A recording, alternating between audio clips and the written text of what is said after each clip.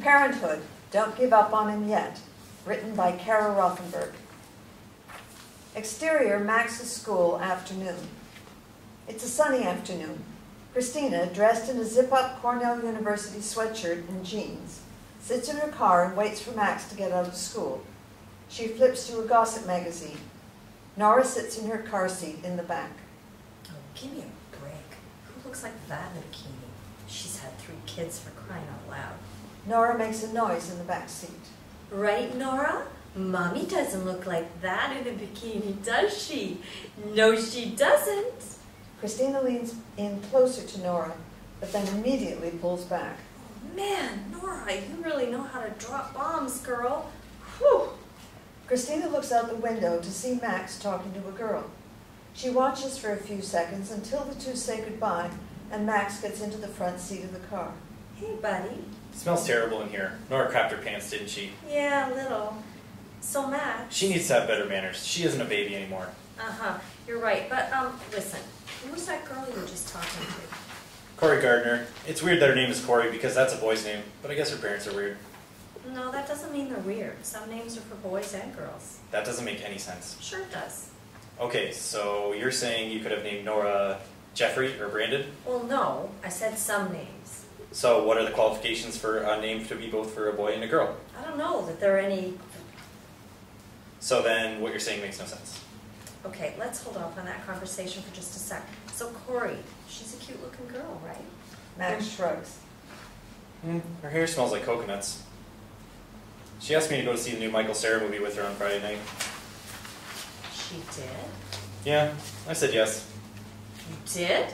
Yes, normally I only like sci-fi or historical fiction, and anything else is a waste of my time, but Michael SARA is funny, and he hasn't been in a movie that I've been allowed to see in a long time. And this one is rated PG-13, which means I'm allowed to go to the theater without a parent. And so is Corey. So we're going on Friday for the 7:15 showing, and I will probably get some snow caps at the theater, or gummy worms. I haven't decided. That sounds like fun. Can we go home? Sure, let me just change Nora's diaper. KRISTINA gets out of the car to go to the back towards Nora. Actually, I think I'll get both. What's that, buddy? At the movies, I might get snow caps and gummy bears. It's my money, so you and Dad can't tell me that I have to choose one. Yep, that's right. KRISTINA begins to unbuckle Nora out of her car seat, but she appears to be distracted by Max's recent invitation.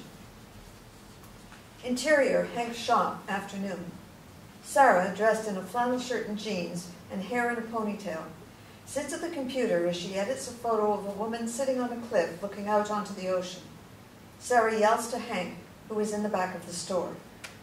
Don't you think her poses look a little forced? Huh? The model, Chloe, her poses on the cliff look forced. I don't know, I'm not really feeling it. Hank comes closer to the front of the store. I can't hear you. You mumble. Oh, really? I mumble? Yes, you mumble. Okay, we can go back to that later. But what I was saying was that I think her poses look forced. Hank leans closer to the computer screen to get a better look at the photo. SARA points to it. Like someone told her, you know, okay, be pensive, go. Like she's trying to look like she's really deep. And I mean, look at her. You don't get to look like that in cut-off shorts and be deep and philosophical and have meaningful thoughts. It's not believable. But she is posing. That's exactly what she's doing. She's posing. This is a photo shoot. That's what happens. I know it's a photo shoot, Hank, but I think it looks fake. It is fake. But that's what you signed up for. What we signed up for with this surf sport thing. Okay, so do you think it's a good picture? I didn't say that. Of course you didn't, but... My sister's coming to town. Oh. Okay, that was quite the segue. Yeah, well, not really any good at those, so. It's true. Okay, so your sister's coming to town. When? Tomorrow night. Well, that's good. Or it's not good? I don't know. I can't really tell by the face you're making. You look upset, but it could just be anywhere from you ate a bad burrito at lunch or like you watched that video where the panda and the dog become best friends. No, it's not any of that. How come I've never heard about your sister? Maybe it's because you're always talking, so it's hard for me to get a word in. Rude. Anyway, my sister she's fine. She's nice. She's really nice. She cares about me. She's really, like, up, and, you know, it's just a lot sometimes. So your sister cares about you and wants you to be happy, huh? Nerve. Stop it. The nerve of that bitch. You're really funny. So, what are you guys gonna do? I don't know. I was gonna take her to dinner tomorrow night. Maybe that new Chinese place in town, Lum Chin. She always loved egg rolls when we were kids, so they were her favorite. And I read online that this place has got some really good egg rolls, so... So you've done your research? Yeah, I have. But listen, I know you've got some stuff going on. Your family's probably having one of those huge dinners where everybody talks at once and whatever. But if you don't have anything to do, would you maybe want to come? To Lum Chin with you and your sister? Yeah, my treat, obviously. Oh, well... Maybe it's weird that I asked you. You can tell me if it's weird. No, it's... You're just, you know, people warm up to you really easy. I haven't seen my sister in a while, and I don't know, I feel like she would have a good time with you. So you're saying I'm charming? God, you're impossible. If I say you're charming, will you come to the dinner with me? I mean, I'm not gonna force you to say it. Hank and Sarah are in a standoff. You're charming. I'll be there. Never mind, I take it back. Nope, you can't. You already said it. What do you mean I can't take it back? Of course I can. Nope, no backsies. No backsies? What, are we on the playground now? Yep, we are. We're on my playground. Hank shakes his head and starts to walk toward the back of the store. Whatever you say, Chief. Sarah laughs and goes back to her work, but it's clear that Hank's invitation has her rattled. Interior, Zeke and Camille's kitchen, mid-morning. Camille, Jasmine, and Julia sit in the kitchen and drink coffee as they look out the window at Zeke and Crosby kicking around a soccer ball with Victor, Sydney, and Jabbar. Jasmine holds onto the baby monitor. The women are in mid-conversation. Jabbar looks like he got even better since the last time I saw him play. Look at him. He's already better than his daddy. Yeah, well, that's not so hard. Let's just say the last time Crosby hit the gym, he didn't have anybody calling him daddy. Camille laughs. Julia does not look as though she is part of the conversation. She appears distracted. More coffee, Julia? Sure. Jasmine surveys Julia's aloof demeanor as Camille pours her more coffee. I got a flat tire the other day. The sudden change of subject catches Jasmine and Camille off guard. Well, that's awful. Where were you? I was alone, just a few minutes from home. But I have a spare tire in my trunk, and I went to get it, and then I realized I had no idea how to change a tire. I had no idea. Joel always did things like that. It was so pathetic. I ended up having to look up how to do it on my phone. Hey, at least you were able to do that. I would have called AAA when I didn't entertain the idea of doing it myself. Have you seen who I'm married to? Your dad was practically born with a toolbox in his hand. You think I know how to do any handiwork like that? Fat chance. But you're smarter than the rest of us, honey. You're going to figure all that stuff out. Well, maybe I don't want to have to figure that stuff out, Mom.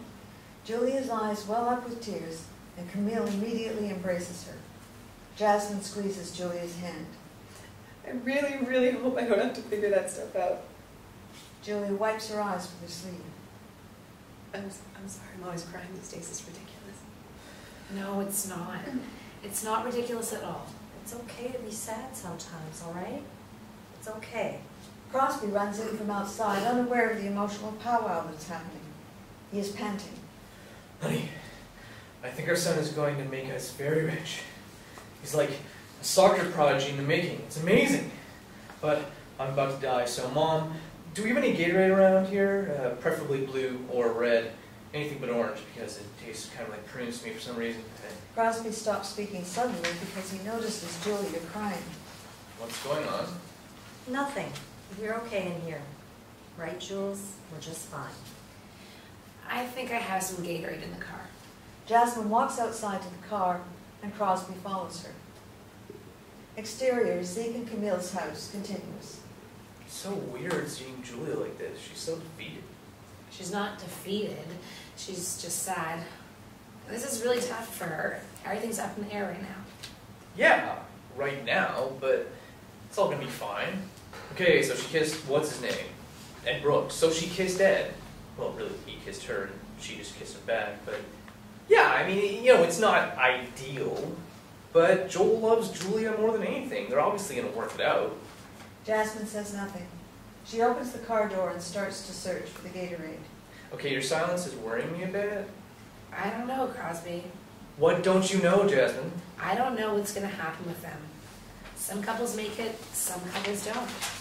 Yeah, but they're gonna make it. I mean, They're Julia and Joel. Of course they'll make it. I hope you're right. Jasmine hands Crosby a Gatorade and kisses him on the cheek. She heads back inside the house. Crosby looks deeply concerned. He takes a swig from the bottle of Gatorade. Interior, bar, early evening. The bar is a hole-in-the-wall sort of place. It's small, dimly lit, and simply decorated with a couple of autographed rock and roll band posters. The bar has a decent crowd, a few people in booths and some sitting at the bar. Some people in groups, some people alone. Amber, dressed modestly in jeans and a baggy sweater, approaches the bar. She gets the attention of the bartender. Hi, I'm picking up. It was a turkey club with extra crispy bacon and curly fries. The bartender nods and starts looking through the bags on the order-up counter. A young man, Doug, mid-20s, a cross between preppy and hipster, is clearly looking at Amber, but Amber doesn't make eye contact with him. What was the name? It's Amber. Okay, give me a sec. The bartender exits to the kitchen. Amber sits down at the bar and takes out her phone. Doug still stares at her until he finally says something. Excuse me. Amber looks up at him. I'm sorry, I don't mean to be creepy or anything, but it looks so familiar. Oh, You're not by any chance Amber Holt, are you? yes, I am. I'm sorry, did we go to high school together or something? Because I wasn't very into, like, associating with my peers back then, so I don't really remember. No, we didn't. I saw you a few times in Bob Little's office a couple years back. You worked there for a bit, right? Amber gets slightly uncomfortable at the mention of Bob Little, but she carries it off well. Yeah, for a bit. Did you work there too? No, I didn't. Politics aren't really my thing. But I stopped by there a few times. Okay, so did you like deliver pizza there or something? Because there were a ton of late nights where we ordered like obscene amounts of pizza. No, actually, Bob Little is my cousin. Amber looks very surprised by his statement. Wow, was not expecting that. Okay, cool. Yeah, so I stopped by there a few times when I was in the area just to say hey. That's nice. It's good to be close with your cousins. Cousins are cool. My cousin Hattie and I are pretty close. I mean, we weren't for a while because I kind of stole her boyfriend back in high school, but then we got over it and now we're close. She's away at school, but we talk all the time, so. Doug smirks at Amber's rambling. Amber's cheeks are flushed. She knows she sounds stupid. I'm sorry, should I not have said anything? I mean about Bob being my cousin? No, that's totally cool. Why would you say that? I don't know. Seems like you got a little flustered after I mentioned that. Did I get flustered? That doesn't really sound like me. I don't really fluster easily. Doug smiles again, and Amber drops the act. Okay, yeah, it flustered me a little bit. I knew it. My fluster radar is always spot on. It's just, okay, full disclosure, I can't believe I'm even saying this because I don't even know you. I don't even know your name. It's Doug. And before you say anything, I feel like I know what you're about to say. You do? You and Bob had a thing? Amber puts her hands over her face. Oh, God. Does everyone know that? No, I don't think so. But we're family, so, you know, things slip out sometimes when you have too many Jaeger bombs on Christmas Eve. Amber buries her head in her hands. Hey, it's all right. Who cares? Yeah, right. We don't have to talk about this anymore if it makes you feel weird. What we should be talking about is how we're kind of crossing enemy lines right now by talking, because I'm pretty sure your aunt and my cousin are rivals. Oh, yes, that is true. Better be careful. You never know where the paparazzi are hiding. Anybody sees this and the press will have a field day. So scandalous. Doug polishes off his beard. You want a drink? It looks like you'll be waiting for a bit. Sure, why not? Doug looks away to get the bartender's attention. Interior, Adam and Christina's kitchen, early evening. Adam and Christina are in the kitchen, and Nora sits playing with food in her high chair. Adam and Christina are in mid-conversation. You're really not nervous about this? No, I'm not nervous about this. What is there to be nervous about? They're not going to get hitched in Vegas, Christina. They're going to see a movie like normal kids do. Yes, they are, and I love our son more than anything. However, he is not normal. I don't mean that in a bad way, of course, but he isn't. That's why I'm nervous. What do you think he's going to do? He's been to the movies before. And you know what? If things go well, maybe he gets a little goodnight kiss. I think that would be so good for him, give him a little bit of confidence. Adam, I am worried he won't even make it to the goodnight kiss. What are you talking about? Christina looks around the corner to make sure Max is not coming. She lowers her voice. What if this is some sort of terrible prank? Like this Corey girl was dared to ask him out or something as a joke. Jesus, Christina. Just hear me out, Adam. We know how wonderful and amazing Max is, but let's be real. His classmates don't think that. They find him annoying and weird, and he's always talking about bugs or something else that nobody in class cares about, and that's what kids do at that age to the outsiders. They make fools of them. That is terrible. I know it's terrible. It's really terrible, but it's not impossible. You can't guarantee that won't happen, right? No, I can't guarantee that it won't happen. So, what do we do? I have a plan. Of course you do. Before Christina can speak, Max sprints into the kitchen. Mom, it's time to go. Just a sec, Max. No, we have to go now. It's 6:11, and without traffic, it takes 9 minutes to get to the movie theater, and I want to make sure I get there before previews because I like watching the previews. And I need to get my good seat, and I need to get my snacks, and I have a lot to do, so we have to go now. All right, let's go. Christina picks up Nora out of her high chair and grabs her keys off the counter. She kisses Adam on the cheek. I'll text you the plan. Adam smiles. Aye, aye, Captain. Adam pats Max on the back. All right, bud. Have a good time. Interior, Lum Chin, evening. Sarah enters the restaurant dressed in jeans, a black top, and leather jacket. She looks around for a while until she sees Hank, dressed nicely in a green button-down shirt and khakis. He is at the table alone. He waves her over to the table. Sarah walks over. She looks worried. Hi. Hey, I thought you might want a drink, so I ordered you a glass of Merlot. I thought you liked red over white. Yeah, it's fine. Thanks. Sarah sits down. So where's your sister? Oh, yeah, she's coming. She just stopped at the pharmacy across the street for some lotion or shampoo or something. Oh, okay. Good. What was that? Sarah takes a sip of her drink. What was that? That long, deep breath you just took, like you were scared it was just going to be the two of us. Hank imitates Sarah's sigh. Sarah does her best to lie. I don't know what you're even saying. Hank scoffs and shakes his head. Wow, you thought I would trick you into going on a date with me. You think I'm that desperate? No, of course not. I just got caught off guard because it was just you at the table and I didn't see a purse or a coat or anything, so I thought maybe, I don't know what I thought. Yeah, well, my sister is real. I didn't make her up. She's at the pharmacy and she'll be here any minute. I do have some pride, you know.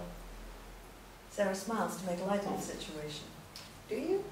Hank smiles and shakes his head. I like to think I do, but I'm probably wrong. Quick, what's your sister's name? Delia. Why are you asking me?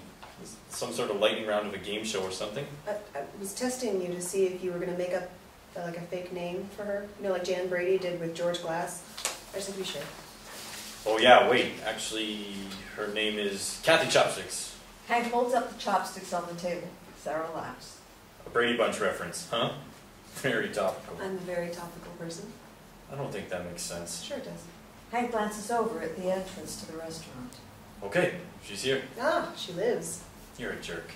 Delia, late 40s with fiery red hair and a bit overweight, approaches the table and Sarah gets up to shake her hand. Hi, Delia. It's so nice to... Delia immediately goes in to hug Sarah. Oh, just going right for the hug. Sorry, I'm a hugger. Don't apologize. I come from a family of huggers. It's true. And talkers, too. It's so nice to meet you, Sarah. I'm so happy that I'm here and that you're here with us. Oh, that's nice. Sarah glances at Hank. It's my pleasure. Everyone sits back down at the table. There's silence for a few seconds. So, some egg rolls for the table to start? That sounds great. Hank tries to get the attention of the waiter. Interior, luncheonette, evening. Crosby and Adam are in the sound booth while the band members of Ashes of Rome record a song. Crosby does his thing while he simultaneously talks to Adam. So I see her there, and Mom's holding her like she's a little girl again. It was so depressing. I had no idea what to say. I was speechless. You, speechless? Yes, I know, right? I just thought that this would all blow over by now, you know? Yeah, me too. Seriously though, how's Joel not moved back in? Adam shrugs. He's still pissed. Well, yeah, obviously. I can't say I wouldn't be angry if I found Jasmine had kissed another guy. I'd be really pissed and, you know, really hurt, but I would find a way to work things out with her. They've got a family. You don't just give up on it when things aren't all rainbows and sunshine. What? Nothing. It's funny. That's all. The Joel and Julia thing's funny. No, of course not. I mean, your reaction to all this. A few years ago, I don't think you'd have had the same opinion, but you're a husband and a dad now, and you're thinking about the well-being of an entire family and not about yourself. You're a lot more selfless now. So I used to be selfish. Yeah, exactly. Adam puts his hand on Crosby's shoulder. I'm proud of you, brother. You've come a long way. Gee, thanks. Ashes of Rome finishes their song. Crosby clicks the mic on. That was great, guys. Oliver, the lead singer and the most outspoken member of the band, does not look pleased. Were you guys even listening? What do you mean? Of course we were listening. I don't know. I mean, you look like you're having a romantic little one-on-one powwow in there, and our music's just like an interruption or something. How was it romantic? I'm not like feeding them strawberries. No, we listened every note and it sounded great. It really did. Yeah. Maybe we go one more time, just to be sure. But I think it was a good one. Adam gets a text on his phone. He shakes his head and laughs. What? Nothing. Look, I gotta go. Who texted you? KRISTINA, listen, I gotta go so you can wrap it up here, right? Why'd you giggle? I did not giggle. That was definitely a giggle. No, it wasn't. Crosby has an aha moment and grins from ear to ear. Oh, I know what it was. No, you don't. Yeah, I do. Crosby, still with his hand on the mic button, whispers to Adam. That was a sext. Christine sexted you, didn't she? No, KRISTINA did not sext me. Hey, I'm not judging. It's part of a healthy marriage in the 21st century. Jasmine sexts me all the time. All right, this is not something that I want to hear about at all. And I have to... Sometimes when she's at work, she'll go in the bathroom and send me a little something to get me through the day. Nothing like super X-rated, but, you know. Adam starts to walk out the door. Yeah, I am not listening, and your finger is still on the mic button. Crosby looks down at his finger and sees that Adam is right. He immediately takes his finger off the button. The band members all laugh hysterically. Yo, can we see a few of those sex, Cross? Crosby puts his finger on the mic button. If you say anything to my wife, I swear I will auto-tune your voice so hard you'll sound like Kesha. Interior, dark movie theater, night. Max sits alone in the theater. The previews are still on. Adam walks into the theater. He wears a knit cap and aviators. KRISTINA waves him over. She has a scarf wrapped around her head. They look ridiculous. Wow, my disguise is so much better than yours. This is all that I could find at the luncheonette. Whatever, just sit down. What's happening? Corey went to go and get a snack at the concession stand, but that was almost 10 minutes ago. I think she might have ditched him. Okay, let's not jump to any conclusions. Oh my God, what if her friends are like waiting outside to see how long Max will sit and wait for her? Well, he's at a movie, so if he's going to get stood up somewhere, that's not the worst scenario. At least he has something to do. You are not justifying this right now. No, I am not. I am just saying... Adam, what are we going to do? KRISTINA, relax. I will kill that little witch. I will. All right, easy with the murder threats. She's 13 years old. I don't care. Who does that? Who invites someone to the movies and then just leaves them? Corey walks into the theater. She holds a tub of popcorn and 2 sodas. Is that her? Yes, that's her. See, she came back, and she got him soap. Yeah, okay. That's nice, I guess. KRISTINA takes a deep breath. Corey sits down next to Max and hands him a soda. Okay, so far so good, right? Yeah, so far so good. So do you think this is actually a date? I don't know. Maybe. A movie theater patron turns around and shushes Adam and KRISTINA. Sorry. Oh, come on, it's the previews. Do you really think you need to see a trailer for Jackass 5? Spoilers. Some jackasses do some really jackass things and almost kill themselves. Adam, stop it. Sorry, sir, we're sorry. We'll be quiet now. Whatever. The movie theater patron turns around. What is wrong with you? I don't know, this secret mission has me all hyped up all of a sudden. All right. Let's just take it easy there, James Bond. But yeah, this is kind of fun. Right? Interior, Lum Chin, evening. Sarah, Hank, and Delia all eat their meals while they have a conversation. There is a bottle of wine, and there are 3 full glasses on the table. So Hank showed me those pictures you guys took on the beach for that surf sport campaign. They were gorgeous. Thank you. You guys make a great team. Well, we're not actually a team. Sarah's the boss and I'm the employee, which she likes to remind me of on a daily basis. I do not. Yes, you do. We're a team. Of course we're a team. Uh-huh. Sarah, were you always into photography? Well, I always liked taking pictures, but I never really got into it as a career until I met Hank. Wow. Well, who would have thought my brother would be the inspirational type? Gee, thanks. I appreciate that. Delia squeezes Hank's hand and laughs. I remember growing up, Hank always had a camera in his hand. He took pictures of everything. Our mother would get so annoyed because he was always taking the pictures but refused to be in them. If we were going solely on photos, Delia was an only child. He was so talented, though. Even at 13, 14 years old, he saw things differently than other people. I always knew he'd make it big. Delia smiles at Hank, but he doesn't make eye contact. Her praise clearly makes him uncomfortable. Haven't exactly made it big. You're doing what you love. How many people can say that? You think I love being a receptionist in a dermatologist's office? I was stupid and chose a man over what I love to do. And now, one messy divorce later, here I am. Are you forgetting that I'm divorced too? Sarah raises her wine glass. Me 3. But you have your careers. You guys are doing great. Hank's cell phone rings. He checks the caller ID. Ah, it's Ruby. She just had her school play thing and I told her to call me when it was over, so I should really take this. Sorry, I'll be right back. No problem. Hank gets up from the table. Delia watches him leave the restaurant. Man, I'll tell you, I could have eaten about a dozen of those. I'm sorry, but I've got to get this out before he comes back. Okay. I know you two didn't work out. Oh, Delia, we don't really think we should be. He still loves you. I mean, he hasn't told me that, but I know he does. He was married to What's-Her-Face for 10 years, and he never looked at her the way he looks at you. Never. Sarah is completely bewildered by Delia's statements. Delia grabs Sarah's hand. You are perfect for him. You are lovely and funny, and you understand him. Most people don't understand Hank. Well, thank you, Delia. That's really nice, but... I mean, half the time, I don't understand him. He's moody, and he can be short and rude, and he's so damn particular about every little thing. Well, that's true. But you understand him, and you accept him. Uh-huh. Hank hasn't had the easiest time. And I'm his big sister. I'm supposed to help him, you know? I'm supposed to make everything okay for him, and I have never been able to do that.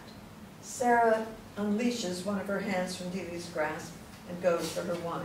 Sorry, I just need a little of this. Sure, sure. I know I'm overstepping here. I know I am. But seeing you guys interact, it just works, you know?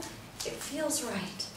Delia, I care about Hank a lot, but I don't think it's in the cards. Please don't give up on him, Sarah. Delia looks as if she's on the verge of tears. I know I am asking a lot, but don't rule him out just yet. Please. Okay, I will. Delia turns around and sees that Hank is about to come back inside. She dabs her eyes with a napkin. Sarah does her best to compose herself. Hank sits back down at the table. Sorry about that. No worries. How's Ruby? Good. She's good. Sounds like her solo went real well, and now she's about to go to the cast party where she swears no alcohol is being served, so she's lying. But what are you going to do? Sarah laughs nervously, but it is clear she is still uncomfortable from the previous conversation. There is a long silence. Hank, you need to try some of this kung pao chicken. It's delicious. Delia sticks her fork out to Frank. I always thought it was Kung Pao, like with a P. I don't think so. I think it's bao. Sarah zones out of the conversation. She's somewhere else, left to think about Delia's desperate plea. Interior upscale bar, night. Crosby and the band walk into the bar.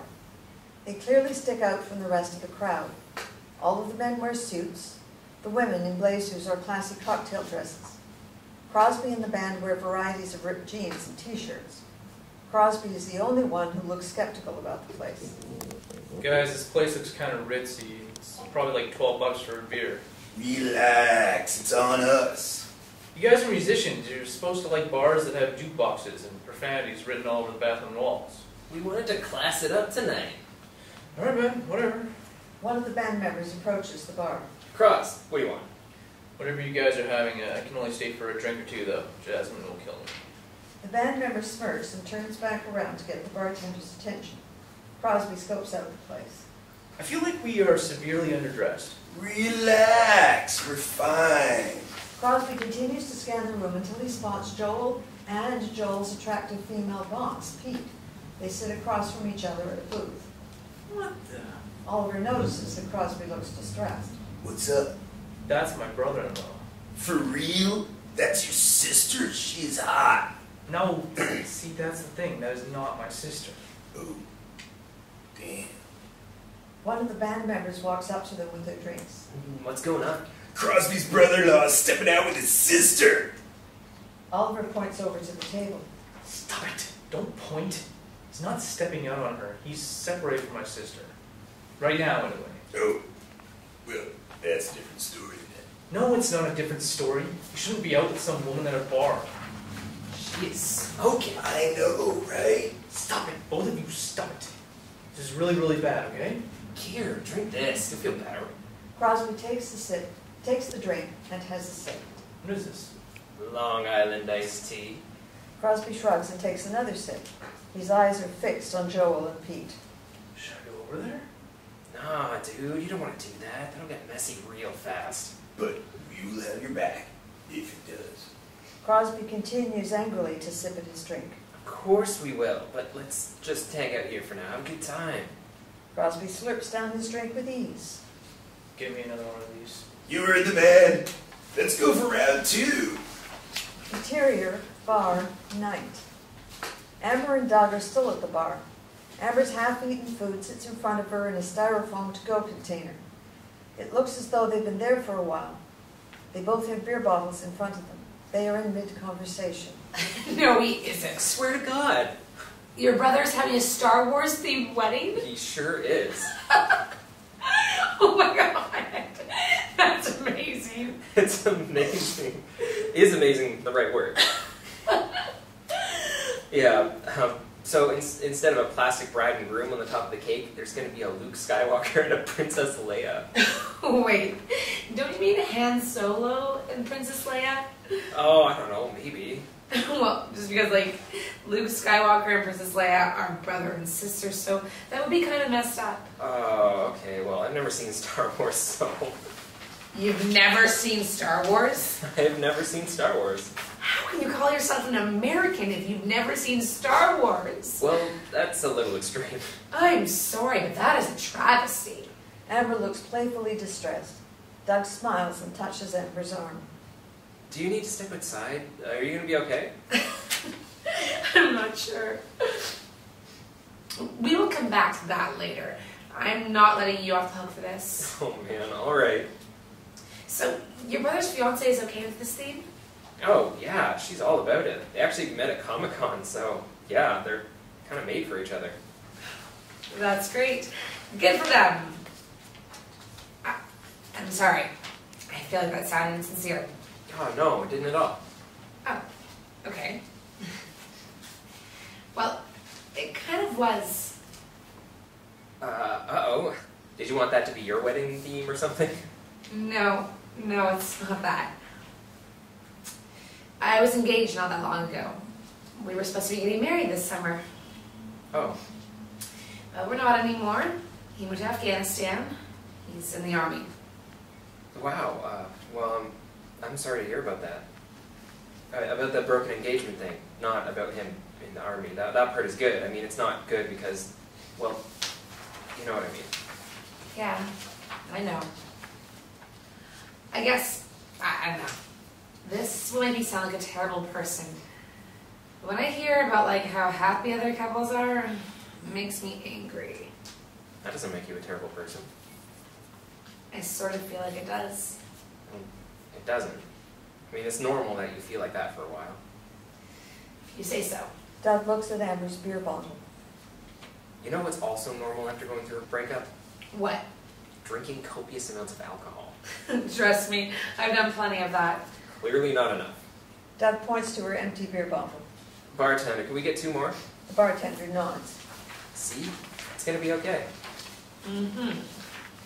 Doug looks at Amber's half-eaten food and grabs a french fry. I'm stealing one of these. They're like ice cold now.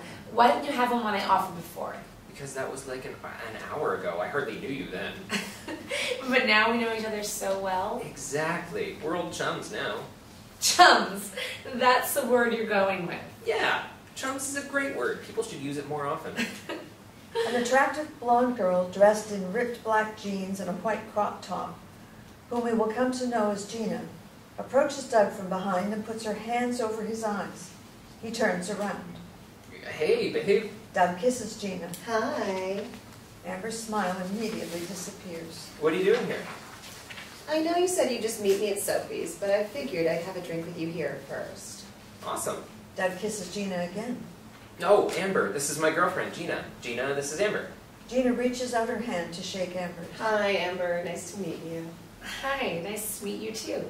Amber and I just kind of started talking, and she actually used to work with Bob. Oh, really? That's so funny. What a small world. Gina is overly sweet and does not appear to be startled that her boyfriend has been sitting at the bar with another girl. Amber flashes her a fake smile. Yep. Actually, Amber's aunt is KRISTINA Braverman. Oh my gosh. Seriously? Uh-huh. Oh my god, I love her. Doug already knows this, but it's not a secret. I voted for your aunt. I love Bob and everything, but I just really connected with everything your aunt stood for. And she overcame so much. She really did. She's amazing. You want a beer, babe? I think I'll just have a vodka soda. Sure. Gina pulls up the stool next to them. So do you live around here, Amber? Amber seems annoyed by Gina's sweetness. Yeah, I do. Actually, you know what? I have to go. I just remembered that my brother needs me to pick him up somewhere, so I should go. Are you sure? You've still got a full beer. Yeah, no, I've got to get going. You have it. Okay. Are you sure you're good to drive? Yeah, I'm fine. I only have 2 beers. Amber fishes in her purse for money and puts some cash in front of Doug. Here, for the beers. Oh, no, please. You don't have to do that. No, I insist. Well, it was really nice to meet both of you. You too. You guys have a good night. Okay. Later, Amber. Amber leaves the bar. Exterior bar parking lot continues. Amber practically runs to her car. She gets in the front seat, slams the door shut, and starts bawling. Exterior movie theater, night. KRISTINA and Adam run to the car. Adam is slightly behind. KRISTINA, why are we running? Because we don't want Max to see us. Oh, right. Okay, good call. They reach the car and get in. They're both panting. KRISTINA looks to the front of the theater. Look, there they are.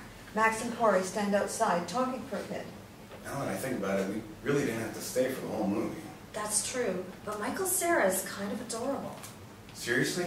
He's so pale and gangly. Adam, focus. Right, sorry.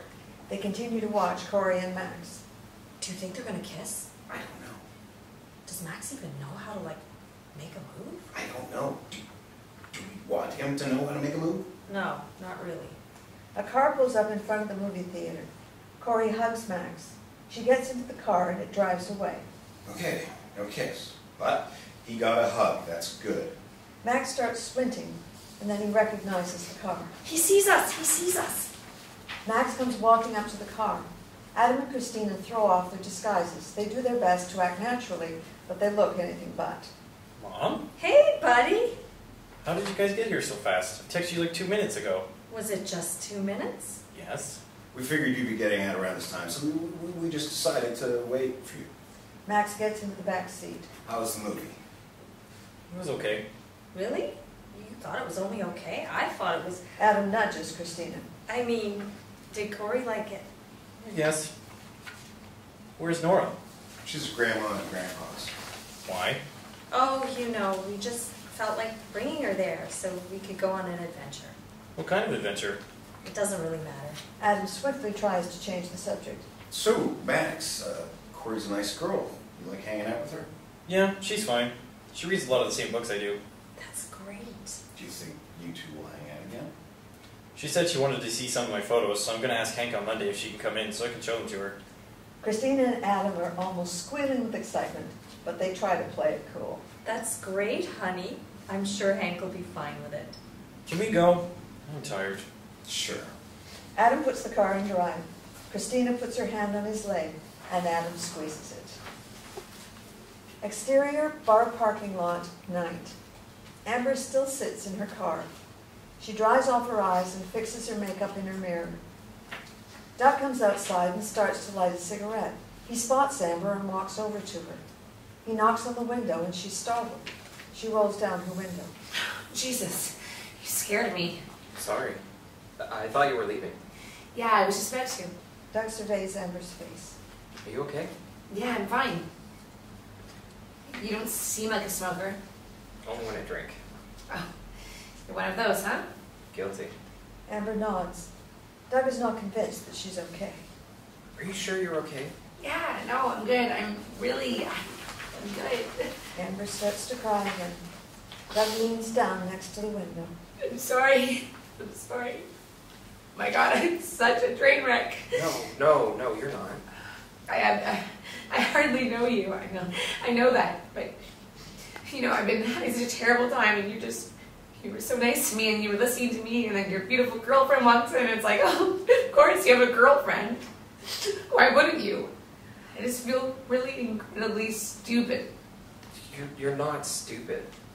I probably should have mentioned Gina. No, it's fine.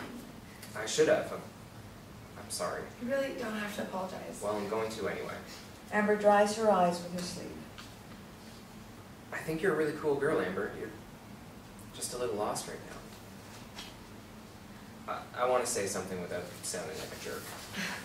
Go for it. Maybe I'm not qualified to give relationship advice. I don't know, but I think maybe you should try and be by yourself for a while and not try to jump into anything with anyone to fill a void or whatever it is you're feeling right now. Amber nods and continues to dry her eyes. It's gonna get better. I know that's probably really annoying to hear, but it's gonna get better. Thank you, Doug. I appreciate you saying that. Doug squeezes Amber's hand. You alright to drive home? Yeah, I'm good. Alright. Take it easy, Amber. Keep your head up, okay? Do my best. Alright. Good night. Night. Doug starts to walk away from the car, and then he turns around. I voted for your aunt too, by the way. No, you didn't. Yes, I did. No, you did not. Doug shrugs and smiles. Okay, I did. I thought it might make you feel better. It was a valiant effort. Doug smiles and waves goodbye. Amber waves back. Doug goes back into the bar. Amber takes a deep breath, starts the car, and drives away. Interior, upscale bar, night. The bar has filled up a lot more and the drinks are pouring. Crosby takes a shot with the rest of the band members. It's clear that he has had a few. He looks angry, determined. He stares at Pete and Joel, who still sit at the same booth. I am starving right now. Do you think they have like a late night menu, like chicken fingers or potato skins or something? I don't think this is that kind of place. That is weak. Who's too good for chicken fingers? Pretty sure this place is. Cross, what do you think? Crosby is not even remotely listening to them. Pete leaves the booth and walks towards the bathroom. Crosby decides to make his move. He puts his shot glass on the bar. I'll be right back. Crosby starts to walk over and one of the band members puts his hand on Crosby's shoulder. Hey, man, maybe we shouldn't just take a walk outside. Crosby shrugs his hand off and keeps walking. Joel is on his cell phone. Joel! Joel looks up immediately, clearly surprised to see Crosby. Crosby, hey, what are you doing here? This doesn't seem like your kind of place. It isn't my kind of place. I think it kind of sucks, actually. But I think a good question, the only question really, is what are you doing here? I'm here with my boss. We just closed a pretty big deal, so we're out celebrating. Oh, is that what you're doing? You're celebrating? Yeah. Cool, that's great. I'm so happy you're out here celebrating. Crosby's tone is obviously sarcastic, and Joel becomes increasingly uncomfortable. Okay, what's the deal, Crosby? Clearly you're not happy with me. Me? Oh, I'm thrilled. I'm thrilled to see you out here with some blonde chick in a blazer who isn't your wife. I'm so happy for you. I don't think we should be talking about this here. Oh, really? When should we talk about it then, Joel? When's a good time for you? Because you've been MIA from our entire family for months now. So Crosby, with all due respect, this is between me and Julia. So I really think you should just be staying out of it. Okay. First of all, I really hate it when people say, with all due respect. Because then you know the next thing they're going to say isn't respectful at all. And second of all, you married a Braverman. You've been in our family long enough to know that no one ever stays out of anyone's business, okay? Yeah, I guess that's true. Anyway, you distracted me from my point. What the hell are you doing here, Joel? I already told you. So this is it? This is your life now? You live in some apartment and you see your kids every other weekend and you come to fancy bars with your boss? That's what you're going to do now? Pete emerges from the bathroom and sees the confrontation taking place. Joel, everything okay? Oh, hi, Pete. Yeah, everything's fine. Your name is Pete?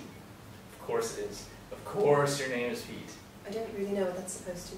This is my brother-in-law, Crosby. Oh, nice to meet you, Crosby.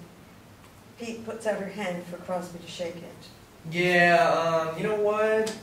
Crosby does air quotations and looks at Joel as he does them. With all due respect, Pete, I don't really want to shake your hand.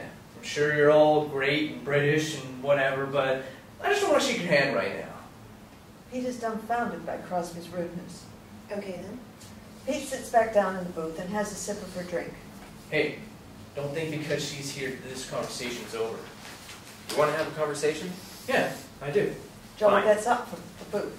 Fine. Let's do it. Let's have a conversation. Joel turns to Pete. I'll be right back. Have a great time. Joel and Crosby head outside together. Exterior, bar parking lot, continuous. You've really got some nerve. Oh, I've got some nerve? What about you? What about me? You just took off, man! Things got a little rough, and you took off.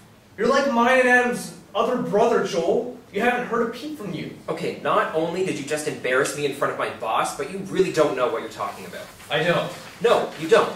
Look, I love your sister more than anything in the entire world, but she betrayed me. She betrayed our kids. She betrayed everything our marriage stood for. You have no idea what that's like, okay? No idea. I can't just move past it like nothing happened. Crosby nods his head but says nothing. Would never have done that to her. Not in a million years. Okay, I get it. I get that you're pissed and you feel like Julia betrayed you. She did betray me. She did. She did betray you. She made a mistake. So now what? That's it? After 12 years of being Joel and Julia, the best couple I know, you're just going to bail? No, I'm not bailing. You are, though. You are bailing. And you want to talk about feeling betrayed? What about Sydney? You don't think she feels a little gypped? And Victor? I mean, Jesus Christ. The kid went through hell and back by the time he was 8 years old, and then he comes into your home and he's thinking he's finally got a real family, you know? The real thing. Joel looks at the ground. He immediately becomes emotional at the mention of the names of his children. And what does his daddy do the minute things get a little rough? That's enough, Crosby.